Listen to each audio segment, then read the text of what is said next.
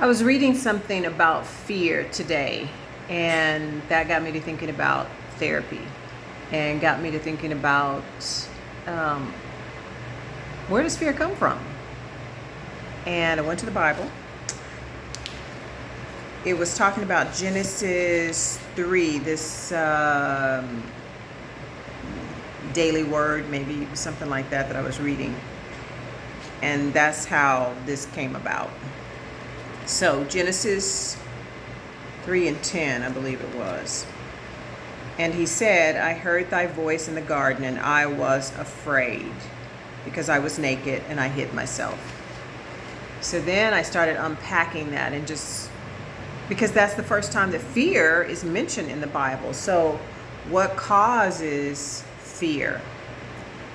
So then I went to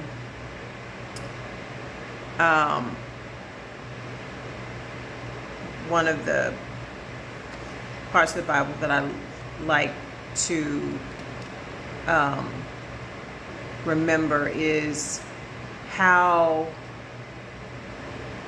Adam and Eve fell out of favor with God in the Garden of Eden. And I remembered that it first happened when Eve began to talk with the serpent in the garden. And that's when she began to doubt what God had said, because God had already told Adam not to eat from the tree in the center of the garden, the tree of knowledge. Eve wasn't on the scene then, but God told Adam that. So Adam had to have told Eve, who then relayed it to the serpent. And the words the serpent used was, did God really say, you shouldn't eat from the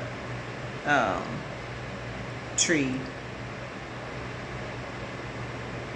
because you will be like God?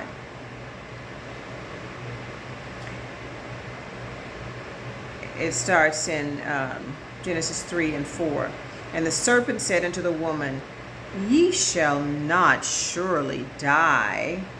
For God doth know that in the day ye eat thereof, then your eyes shall be open, and ye shall be as gods, knowing good and evil. And when the woman saw that the tree was good for food, and that it was pleasant to the eyes, and a tree to be desired to make one wise, she took of the fruit thereof, and did eat, and gave also to her husband with her, and he did eat, and their eyes were open. So it was doubt. And what I'm doing here again is just unpacking fear, how fear was introduced to mankind through Adam and Eve, because they hid themselves in the garden. So the root was doubt. And then it was curiosity on the part of Eve. Surely, something bad's not going to happen if I